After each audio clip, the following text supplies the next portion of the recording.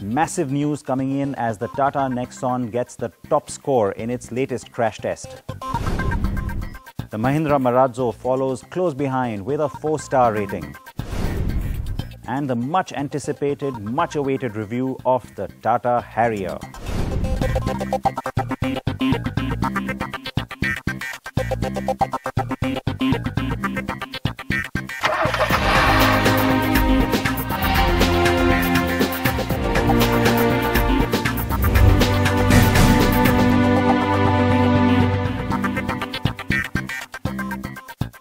It's not always that we get to report to you on something that is history-making, record-setting. That's the kind of special episode we have for you on CNB this week. I am Siddharth Vinayak Parthankar. Welcome to this very special episode where we finally get India's first ever 5-star rated car. Yes, that moment has finally arrived. We've been really waiting for this because it's been some time now that we've been hoping and pushing for much safer cars for India. So, the first ever 5-star crash-rated car is the Tata Nexon. Yes, the same car that has always held the highest score since its August test with a 4-star rating now moves up one to go all the way to all 5 stars.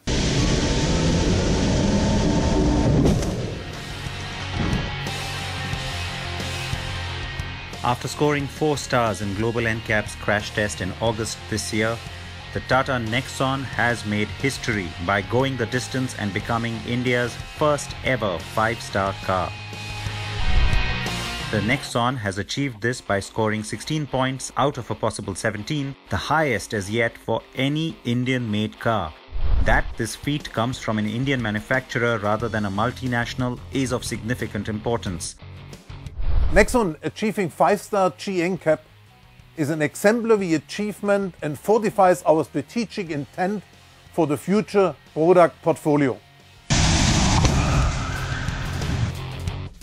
The car also underwent a side impact crash test, which is necessary to achieve this rating.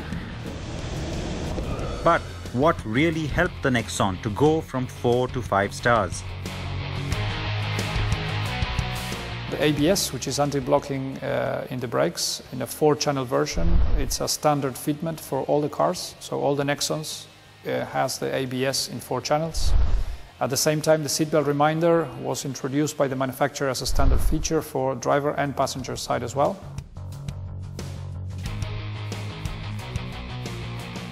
The Nexon's body shell and structure have remained unchanged, and it always had dual airbags as standard. The car retains its 3-star rating for child occupant safety.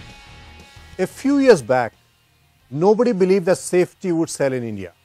However, today's Indian customers have evolved and are better exposed to international market. They are more conscious towards safety and have started putting vehicle safety among the top priorities of car purchase. The Nexon's earlier 4 and now 5-star rating is pushing other manufacturers into action too. And we now expect a flurry of 4 or 5-star cars from India. This car was entirely engineered in India, so it's not like it required expertise from elsewhere. It shows you what the Indian auto industry is capable of. It's now the 4th largest vehicle producer in the world, so it's a world player. And the other thing to recognize is that this is also the result of better crash test regulations applied by the Indian government, which from last year have applied the offset deformable crash test. So it's a fantastic success story for sort of made in India success story around vehicle safety.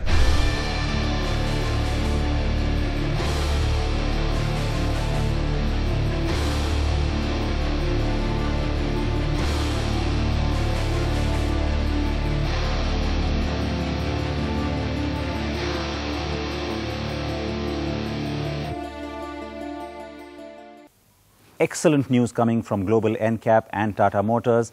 And you know what's great? It's not the only good news we have to share with you. As you've seen at the top, the Mahindra Marazzo has also done really well in its crash test, scoring 4 stars. Now, why is this significant? Remember, in the people mover or MPV space, no other car has done this well. You've had the Honda Mobilio with about 3 stars, but otherwise, every other player has only scored 0. So it's really significant to see a brand new car, and that too from Mahindra, coming in with such a fantastic showing. The Mahindra Marazzo has become the first ever made in India MPV or multi-purpose vehicle to get a 4-star crash rating from Global NCAP. The Indian company has been working very hard to now implement a new ethos in its manufacturing. Car and Bike had exclusive access on the big day of the test. Global NCAP had the car shipped in from India a few days earlier. Its personnel, along with the engineers and experts from ADAC, which owns the crash lab and conducts all tests, then prepped the car for the test. This car has all the safety equipment that is standard on the Marazzo, including ABS and dual airbags. So the car is all the way back there, and it's about 70 meters that it will cover at a speed of 64 kilometers per hour. The calibration and testing equipment, the crash sensors and the crash test dummies, along with all the cables and cameras to record and document everything. Next came the wet paint for color coding the various body parts of the dummies. This helps to analyze points of impact after the crash to see what potential injuries occur and also what parts of the vehicle causes them. The Marazzo was jointly developed by Mahindra R&D in Chennai and its North America Development Center, MANA, and we had representatives from both those centers present as well. So as you saw, the vehicle's been prepped, it's completely ready to go now, and it's almost time to get to the crucial test itself.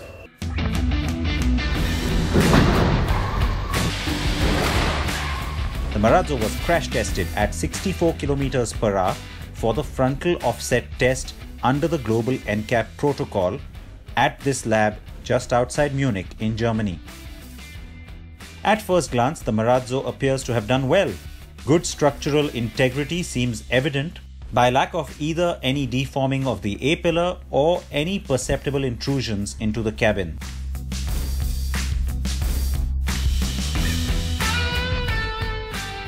So the actual test is done, but the agonizing wait continues because the results have to be carefully analyzed, the numbers have to be crunched before we know finally where things stand.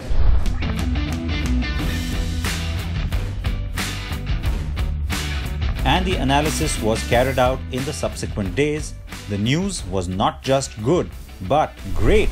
The Marazzo has received 4 stars for front adult occupant protection. It also scored 2 stars for child occupant protection. This is also the highest score for any Mahindra car as well.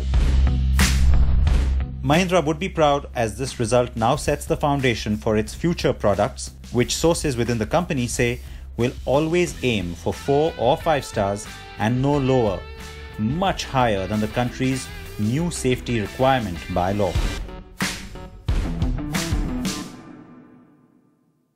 Now the Harrier, that's a car that everybody has been talking about. There's been a massive build-up ever since the H5X concept was shown at the Auto Expo. So we've really had to be patient. It is finally here. Well, in terms of us being able to drive it, review it, prices and launch information, all that happens only at the start of the new year. But hey, these are details that you've been waiting for anyway. Ameya Naik spent some time with the car on the road.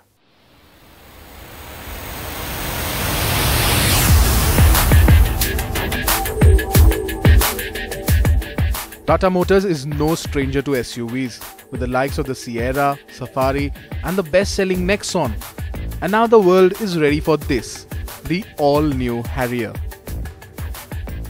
And look at it, it looks magnificent. When we first laid our eyes on this car at the Auto Expo, Tata Motors told us that the design elements will remain intact. Of course, some of the most exaggerated parts of the concept car haven't been brought down, but those have been toned down a little. But most of what you see is what we saw at the Auto Expo. You have these beautiful looking LED DRLs, which are only available on the top end variant. The lower variants get daytime running lights, but not LEDs. Then there are these headlamps. Now, roles have been reversed here because headlamps usually are up here and the DRLs are usually down. So roles have been reversed, and that has worked in the company's favor. So here you are, here you have xenon HID lamps, projectors on, halogen projectors on the lower variants, while the fog lamp. And of course, there is this Impact 2 design, which is a first for the Harrier, and it is the first car to get the Impact 2.0 design, is this three-dimensional humanity lamp. Look closely and you'll see an Easter egg on the headlamp, a lion, which apparently represents the Harrier's position amongst other SUVs, which have been likened to sheep. The DRLs double up as turn indicators, and those look pretty cool too. The Harrier is developed on the all-new Optimal Modular Efficient Global Advanced Architecture, or Omega Arc for short, which has been derived from Land Rover's former D8 platform, which in turn was based on Ford's EUCD platform. Now the side of the car is pretty low slung, so it adds to the sporty credentials of the car. Now especially the ground clearance is actually 205 millimeters, so it's not that bad, but still the way you sit in the car, it's still a bit low slung. Now all these chrome elements on the door handles, or even this chrome element that you see, which finishes off here, might look a bit exaggerated to you, but they aren't. If you see it in the flesh, they aren't. This is the first time where you actually see the Harrier badging on the car. The wheel arches too are a bit exaggerated, but they add visual mass, and even this cladding does that, adds visual mass to that entire car. And then you move on to the back, where you have these slim petal-like tail lamps and a black element which joins both the tail lamps together. And of course there's this beautiful rear spoiler right here, which adds to the entire, which is actually very proportionate and adds to the entire mass of the SUV, bringing it a sense of appeal that probably you won't find in another SUV.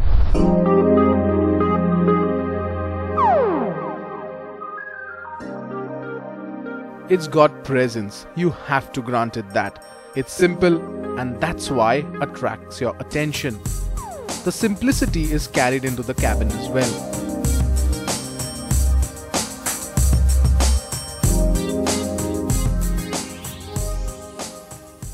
Now up front, all your controls are on your steering wheel. So the left hand side of the steering wheel mounted controls are dedicated towards the infotainment system, right hand side dedicated towards the trip, as also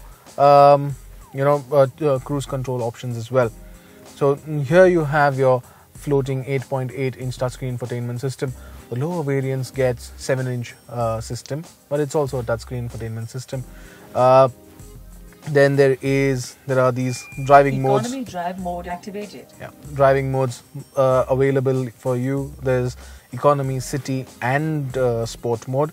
Then there is the terrain response system right here, the 6-speed manual gearbox, and of course this cooled glove, where you can basically place everything.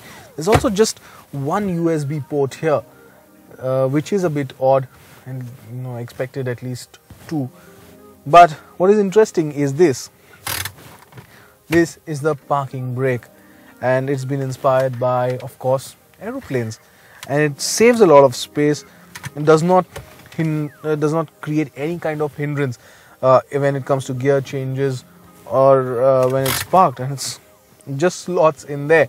An extremely innovative design.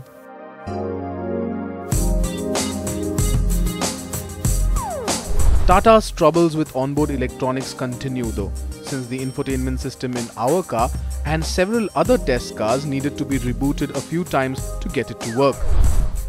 For those looking for sunroof, well, there isn't one, but there's a good amount of room for the rear seat passengers. Now back here, there's enough and more space for me. There's enough and more knee room. I can easily fit here. Enough and more headroom as well. So no problems as such, and a good under thigh support as well. And there is this, where I can just clamp down, and there are 2 cup holders here.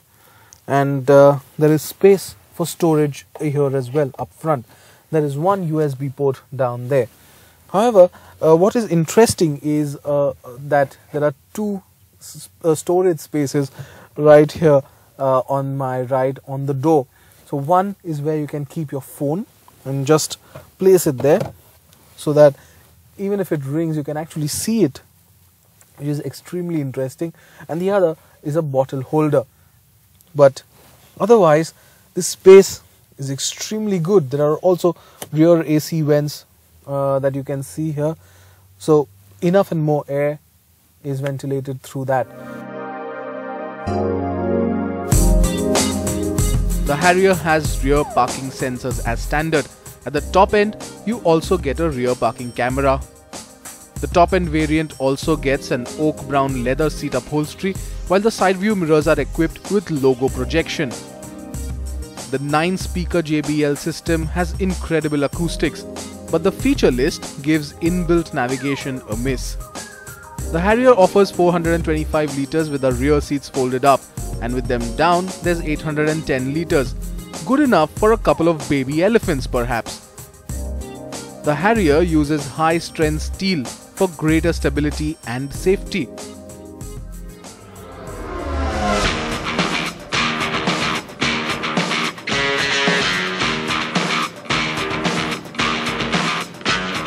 Now the Harrier is powered by a 2-litre diesel engine.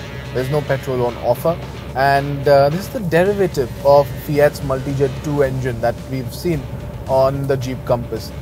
Now 138 brake horsepower on offer, quite enough to get this car moving because it weighs only about 1700 kilos.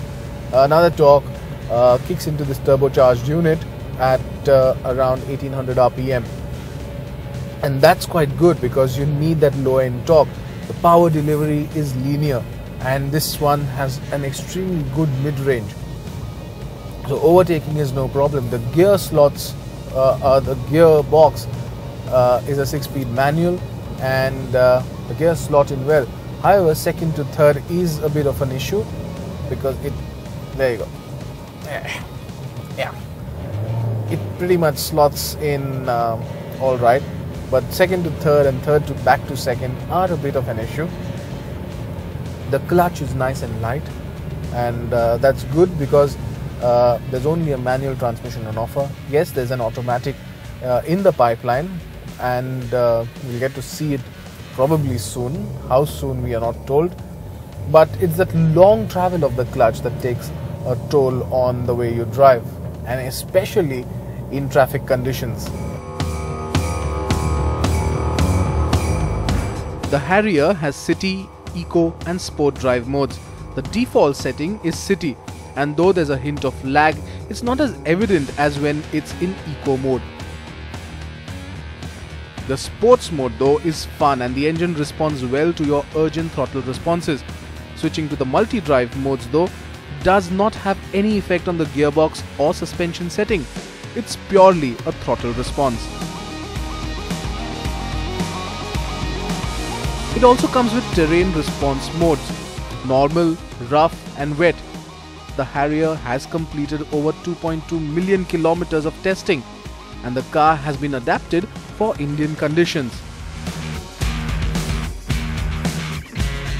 We don't doubt that claim for a minute, and that is because the front suspension has been carried forward from the Land Rover's D8 platform, while the rear twist beam has come in from Lotus Engineering. It has been designed by Lotus Engineering. It does get a little bumpy at the back, and that's probably because of the stiffer suspension. It's not on the softer side, it's a bit stiff, and that actually can be a bit uncomfortable, especially when the car goes through potholes, because there is a slight kickback and it makes things behind a bit uncomfortable. On the safety front, the Harrier comes with dual airbags, ABS with EBD, which are all standard. The top end variants get 6 airbags, ESP, rollover mitigation, corner stability control, traction control, hill descent control and more.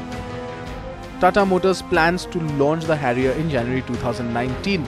and we expect it to be priced between 16 lakh rupees to 21 lakh rupees, which will put it in the territory of the Hyundai Creta at the bottom and the Jeep Compass or even the Mahindra XUV 500 at the higher end. The Harrier is great looking and we think it should be priced well too, which means competition beware.